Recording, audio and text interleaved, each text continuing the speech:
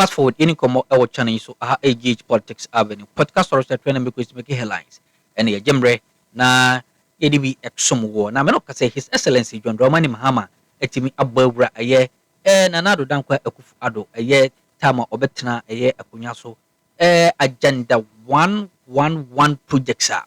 Papano, etim initiative, now Contractors, Makuma put 5, and I say, Omo Aka, or a year, project. Na abayan no asho mu say omo refine $7.9 million based on project a omo do munsa kan ya omo anwi ebi so krampon so anta chekra onia case no ehu me no ka say abojafo atrase a omo ebo yinchiremu yembo nwura nsimu nimu. Using this inferior communist tactic to talk more than everybody. No. Spoken for only 7 minutes. That's a lot of money. We're not here. No, Hamza, when I come, when I come, you tell me the objective. You're gonna allow it. I have to. No. No, I'm looking at the time. No, let me have. No, I'd have Dr. Zato respond to a few things. I think that the most important thing is that look, the MPP may have done all these things. But we cannot also continue to give excuses, especially when it comes to the work of ORA and matters of accountability. Very important. We have discovered the rot.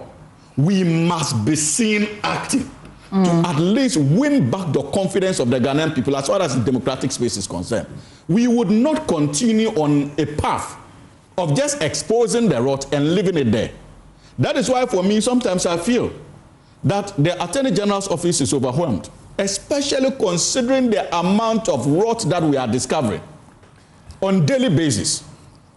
I do not think that they have the capacity to be able to deal with all the cases. And so when we come around the table, you give us some recommendations how you think the government should fight this. But it looks like there's one thing common today. All of you are on the same page that it shouldn't end there. Exactly. We must proceed from even the NPP, the NDC, United Party, and the political analysts. Dr. Zato, you're quite concerned about a few things. Yes, no, one thing. You see, whenever we come here, Hamza has this way of trying to play victim to talk more than everybody else. He has done it to all of us, and I'm saying that is not fair. And this year, part of my New Year resolution is that I will let that happen. How many minutes? I just want to say that. Look, again, as I said, Hamza, Agenda 111 policy is a good policy. Implementation, it has faced challenges. I agree. Even some of the things Hamza are saying, if laws are broken, let's prosecute that. If people have done wrong, let's do it. But those policies, that policy is a good policy. And one of the things we don't talk a lot about in this country is policy continuation. We should.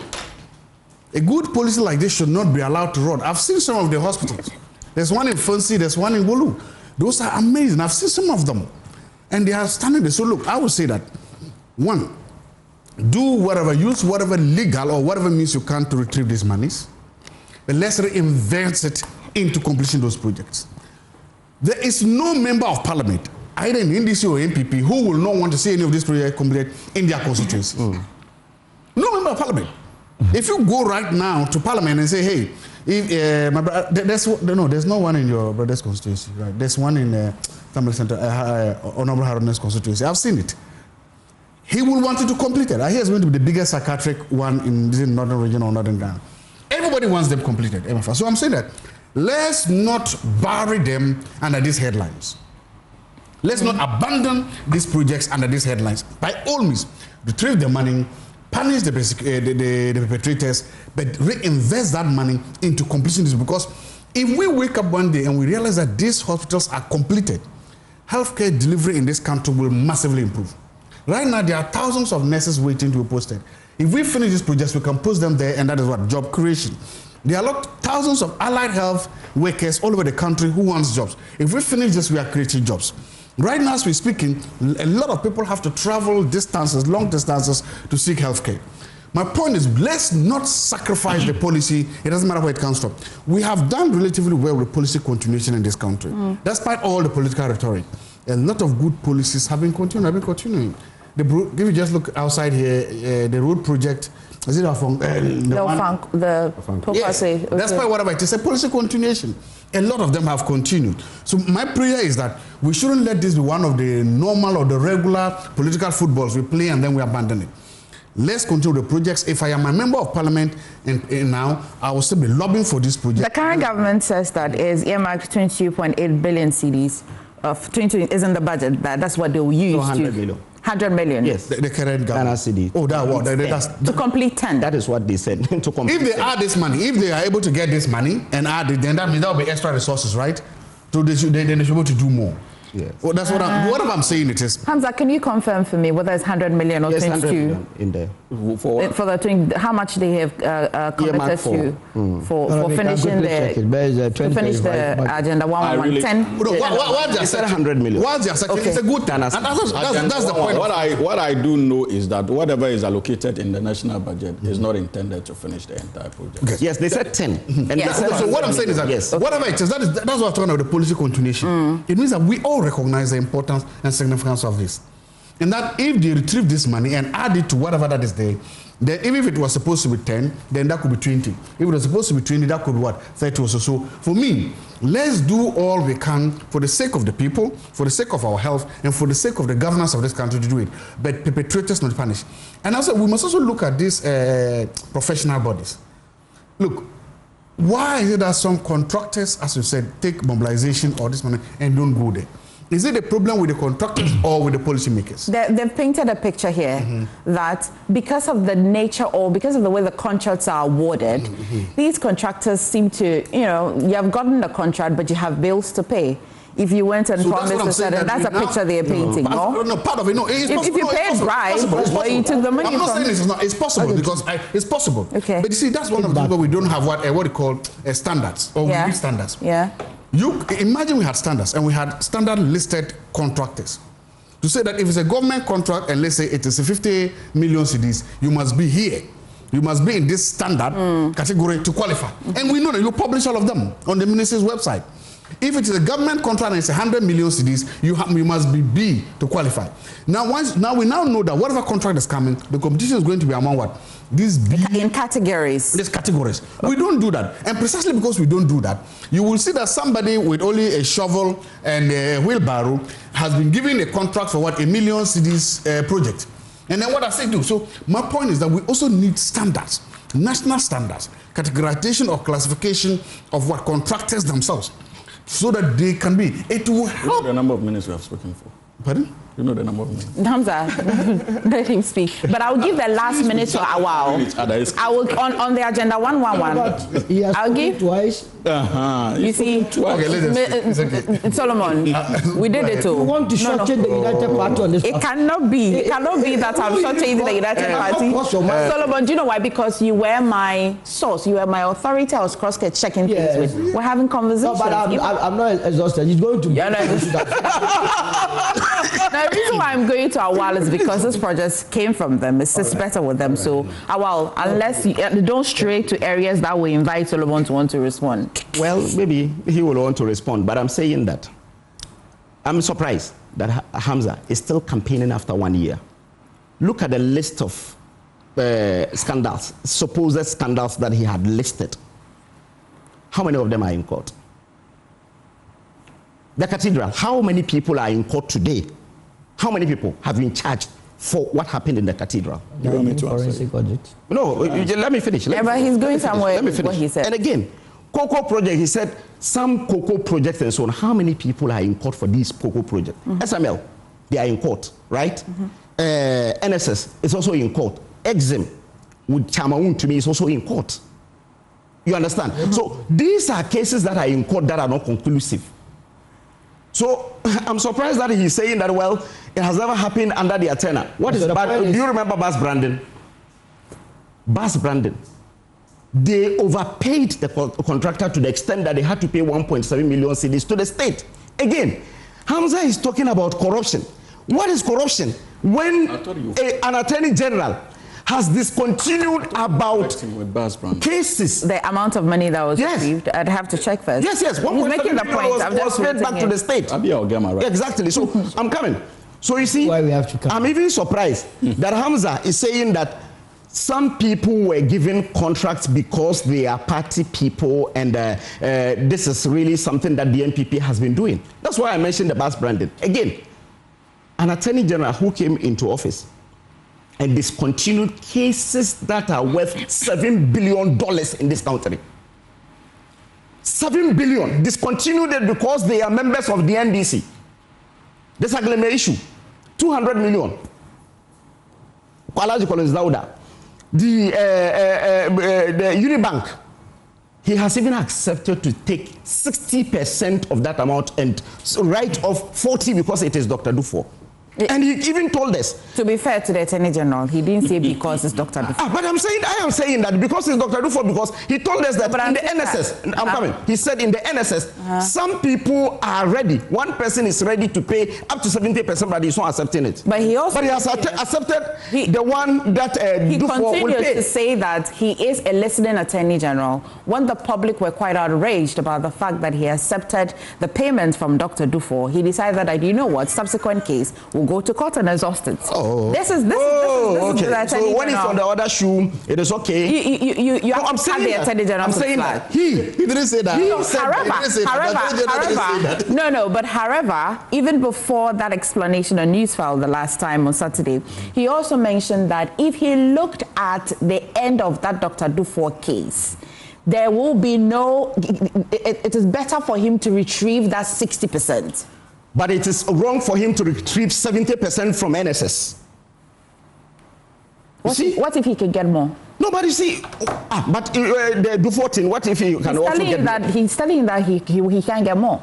But in the NSS, because they are MPP people, he can get more. That's not the reason. You see, we've got to stick to the. Why do you have to speak for him? I'm saying that. For him. This is someone who came in and said that. Because the Attorney General has spoken. But you see, you are being magnanimous to him, but he's now trying to abuse it. I'm saying. No, but unfortunately, let's just make it clear. I'm not speaking for the Attorney General, but because the Attorney General has spoken and there are facts, and so when you're telling me what you think, I have to take you back to what are facts. It is not what I think. I am saying that in the case of Dr. Dufo, this is a statement fact that in the case of Dr. Dufo, he accepted to take 60%. In the case of NSS, this is also a matter of fact. He says someone has come with an amount of money which is amounting to close to 70%, but he's not accepting that one. Is that not also a fact? He didn't mention. He said it in a press conference and he didn't mention. He said it in the NSSA. So what I'm arriving at is that if a government that came and said they have really uncovered a lot of rots and they are pursuing, and in the last 1 year, it is only 2 cases that are currently in court, and they have discontinued cases that are in the tune of 7 billion Ghana cedi. And are they fighting corruption or they are not? Because they have discontinued cases. In the case of Akuffo, 2.3 million euros. In the case of Dr. Oponi, 271 million Ghana cedi. With Cocoa Board. They said no, they will discontinue all these cases because they are not interested in all these cases. And today, they are telling us that indeed they are, they are doing this. Since we have other issues and we won't go there, we'll finish this with this one. Yes. But in responding to this, let's make sure that we're not inviting other areas. No, I just want to deal with one or two that he said specifically. For instance, if you take Akuffo's case, he's just not been factual with the issues. Akuffo's was actually the decision at the lower court was overturned at the appeals court. Is that not the case? In any case, if you... And there was an appeal. No, with appeal. And he discontinued. Oh, I was here when you were speaking. Why? I don't have time. Look, even if you understood LC's how letter of credit operated very well, Akuffo's should never have been to court. He should never have been part of the case. What about Japan? He should never. What about Japan? But because of political persecution. But they are all in the case. The 2 of them were charged for the thing. And I agree with Hamza when he says that the Attorney General must sit up. If you were in a serious country, I tell you the former Attorney General by now should be before the court. That in a situation where a company comes out, that you say they are owing 2.3 million euros or so, and they come with an offer of 2 million euros. And you decide not to take it. They are not owing. You understand? And let go of it. And later the state loses money. Who in actual fact have caused financial loss to the state? The Attorney General or the one that was innocent about this matter? So the Akuffo matter, he shouldn't go there. We can do our politics. But when the reality is there, you must stick to it. The long and short of it is that this government must begin to prosecute and the cocoa board. all those that have stolen. You are responding to all the cases I mentioned. We know that they have stolen from us. That is a requirement that the whole of Ghana is looking Exactly. at. Hamza, please take few seconds, but I also want to correct. Just few. No. Then do you know why? If you want because to I would humbly respect. But okay, then do you know why? No. No. Then we'll not even go there. 3 minutes. No, because Solomon, listen. When Hamza started, he went into history. It's only fair that Awal also goes to history. I shouldn't go with any history. No. Whether the history is true or not, the viewers. No, they are true because I mentioned. What I will correct the ringleader, Smarties production. Twice, and I will just. No, it's not. See, it's not about twice or 3 times or anything. I think that I have the Smarties, the amount that was paid back to the state a while was not 1.7 anyway. It was 1.55. 1.5. Okay, but there is an amount. Of course. Churning out his own figure. What am I churning out my own figures? When she has confirmed that indeed some money was paid to the state. Which instance in this country that some monies were paid back to the state are let's be careful so we are not justifying that the individuals are even MPP. At the auditors. Just a single case. Okay. That state Hamza, a few seconds. Some monies that the people are even I MPP. listened to my brother Awa, and once again, it is the usual NPP politics. I made the point that there seemed to be a certain culture, or there was a certain culture in the last 8 years. And I gave a litany of cases that confirms that cultural perception I made reference to. Now, you have made references to Bas Brandon. But one thing you have failed to appreciate in the case of Bas Brandon was the issue of the value of the contract. When I made references to Lightwave, there were actually overpayments that were not part of the contractual arrangements. In the case of Smarties, the Attorney General came to the conclusion that this project could have been done for less, and so refund money. And as a president who acts and deterred that kind of culture, where politicians and businessmen are seen colluding to take advantage of the public purse, His Excellency President John Dramani Mahama acted by demanding resignation. Please, by demanding resignation. No, he didn't demand. Minister, he should have fired her. Proceeded. What's the difference? Also proceeded. Tifa Ativo should have been fired at that time. Our respected our public, please. It was later we heard that he had nobody. There is no record to show that she was forced. I'm saying that there is no record to show that she was forced to resign. Okay, we'll go to the next issue. Supposed to be fired. We'll go to the next issue. No. Because Awa has interjected, we'll go to. No, because it's getting noisy. Who is making it noisy? You control him. No, because I didn't even have to allow us to be going into. No, you see, so first of all, that point needs to be made. If the president acted and monies were refunded, they should give us a simple example. One. In the cases that I have mentioned, under Nana Addo, Akuffo, and Bawumia, where resources were returned back to the state. One. That tells you the difference. Which ones? And that tells you why. What's the question again? You started 1 year ago. Again, you are making allegations. And you think the allegations should be you see the MP. You are making allegations. You see the MP. To be given to those that were. When they churn out lies, you are making allegations. And you are correcting okay. No, you have not corrected me. You are churning out lies. The United States government has announced that there's a pause on horses and immigrants visas. Oh, the Attorney General have cleared. Of at least 75 countries. Let me have the 3 people who want to listen to for me. 8 good years. Okay. You were spending effective January. No, Hamza.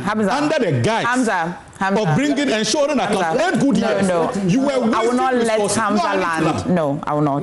I will not let Hamza land. I will not let Hamza land at all because that's not a discussion for today. Okay. You can. If you're minded. Him to go on that tangent. It's okay. That's my power as a host. I don't have the right of. He has. You do have, but it has to be regulated. I'm sure the NCC and Ghanaians are monitoring. Yes. I'm more than happy to take feedback. So the United States government announced a pause on processing immigrant visas for nationals of 75 countries. Of course, what's even important is that us as a country, effective January 21st January of this year. Is this concerning, Dr. Zato? Oh, I thought because it's not the travel visas and all of that, tourist visas and all of that. This is particularly for people who want to go and stay in the US. and then the country is pausing it. Is this something that we should be concerned or worried about? Look, yeah. You remember earlier this year, the government of Ghana was engaged in some negotiations with the United States of America that allowed the U.S. to repatriate, what's the name of them, some foreigners into this country. In exchange for what we didn't know. Well, what we got was that there was a temporary relief and we were put back on AGOA. And I sat here and I remember that they're saying that mostly internationalists, you are dealing with what, sticks and carrots.